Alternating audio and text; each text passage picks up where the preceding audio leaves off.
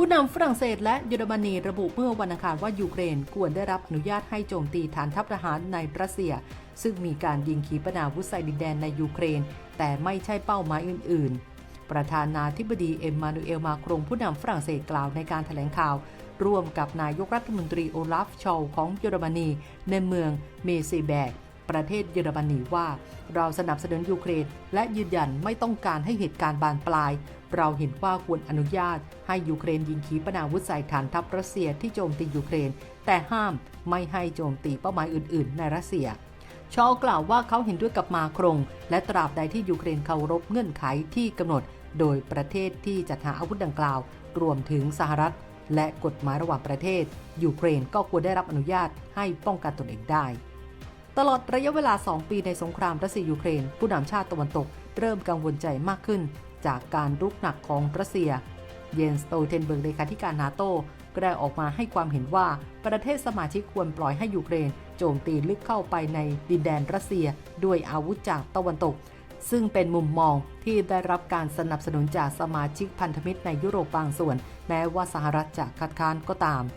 ในวันเดียวกันประธานาธิบดีปูตินก็ได้เตือนชาติตะวันตกว่าสมาชิกนาโต้ในยุโรปกำลังเล่นกับไฟด้วยการเสนอให้ยูเครนใช้อาวุธจากชาติตะวันตกในการโจมตีรัสเซียซึ่งผู้นำรัสเซียระบุว่าสิ่งนี้จะเป็นการจุดชนวนความขัดแย้งของโลกได้เขากล่าวในขณะเยือนอุซเบกิสถานว่ายุโรปโดยเฉพาะอย่างยิ่งในประเทศเล็กๆที่มีประชากรหนาแน่นควรคิดให้ดีว่ากำลังเล่นอยู่กับอะไรและการพูดถึงการโจมตีลึกเข้าไปในดินแดนรัสเซียถือเป็นเรื่องร้ายแรงซึ่งแม้ยูเครนจะเป็นคนโจมตีแต่ความรับผิดชอบจะต้องอยู่กับชาติที่เป็นเจ้าของอาวุธนั้นปูตินยังเตือนด้วยว่าการที่ประเทศต่างๆเช่นฝรั่งเศสส่งครูฝึกทหารไปในยูเครนและทำการปฏิบัติการนอกเครื่องแบบในฐานะทหารรับจ้างก็ถือเป็นการยกระดับสงครามอีกครั้งหนึ่งที่ถือเป็นก้าวหนึ่งสู่ความขัดแย้งร้ายแรงในยุโรปสู่ความขัดแย้งระดับโลกผู้บัญชาการทหารสูงสุดของยูเครนประกาศเมื่อวันจันทร์ว่ากำลังเจรจากับฝรั่งเศสเกี่ยวกับการส่งครูฝึกทหารมายูเครนซึ่งปูตินออกมากล่าวว่าตอนนี้มีผู้เชี่ยวชาญที่ปลอมตัวเป็นทหารรับจ้างอยู่ในยูเครนแล้วและไม่ว่าจะอย่างไรพวกเขาจะพ่ายแพ้แก่รัสเซียแน่นอน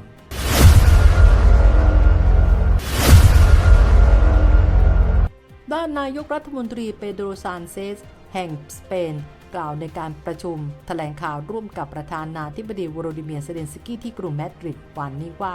ข้อตกลงความมั่นคงที่ลงนามร่วมกันรวมถึงคำมั่นที่สเปนจะให้ความช่วยเหลือทางทหารแก่ยูเครนในปีนี้ 1,000 ล้านยูโรหรือเกือบ 40,000 ล้านบาทเพื่อยกระดับขีดความสามารถในด้านต่างๆรวมถึงระบบป้องกันทางอากาศเพื่อปกป้องพลเรือนเมืองและโครงสร้างพื้นฐานที่ยังถูกโจมตีแบบไม่เลือกเป้าหมายอย่างไฮเปอร์มาร์เก็ตในคาคีฟที่เมื่อสุดสัปดาห์ที่ผ่านมาทำให้มีผู้เสียชีวิตล่าสุด 18 คนบาดเจ็บอีกหลาย10 คนก่อนหน้านี้มีรายงานว่าสเปนจะส่งระบบป้องกันทางอากาศแพทริออตที่ผลิตในสหรัฐจำนวน 12 ชุดรถถังเลปเพิร์ดในเยอรมนีมือ 29 คันและอาวุธอื่นๆที่ผลิตในสเปนเช่นโดรนและอุปกรณ์ที่เกี่ยวข้องกับเครื่องกระสุน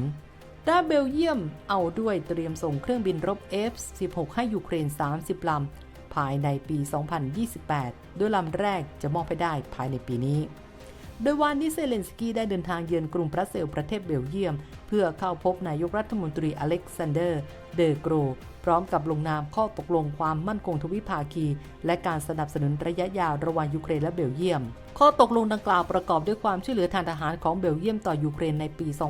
2024 และนับเป็นครั้งแรกที่ข้อตกลงดังกล่าวระบุจำนวนที่แน่นอนของเครื่องบินขับไล่ F-16 จำนวน 30 ลำที่จะส่งมอบให้กับยูเครนจนถึงปี 2028 โดยลำแรกจะมาถึงในปีนี้นอกจากนี้ผู้นำยูเครนได้โพสต์ภาพการเข้าเยี่ยมชมเครื่องบินขับไล่ F-16 ในฐานทัพแห่งหนึ่งพร้อมระบุข้อความใน X หรือ Twitter ว่าเยี่ยมชมฐานทัพทหารเมลบูกซึ่งเป็นที่ฝึกทหารของเรายูเครนตั้งตารอเครื่องบินขับไล่ F-16 จากพันธมิตรตะวันตกอย่างมากเพื่อเสริมสร้างการป้องกันท้องฟ้าของเราและเรายังรออยู่ที่บ้านสำหรับทหารของเราที่กำลังฝึกซ่อมการบำรุง F-16 และมีแรงจูงใจสูงที่จะเริ่มภารกิจรบและเร่งชัยชนะของประเทศมาร่วมสนับสนุนท็อปนิวส์นำเสนอความจริงได้แล้ววันนี้เพียงกดปุ่ม Super Thanks แล้วเลือกจำนวนเงินตามที่ต้องการได้เลยครับ ขอบคุณครับ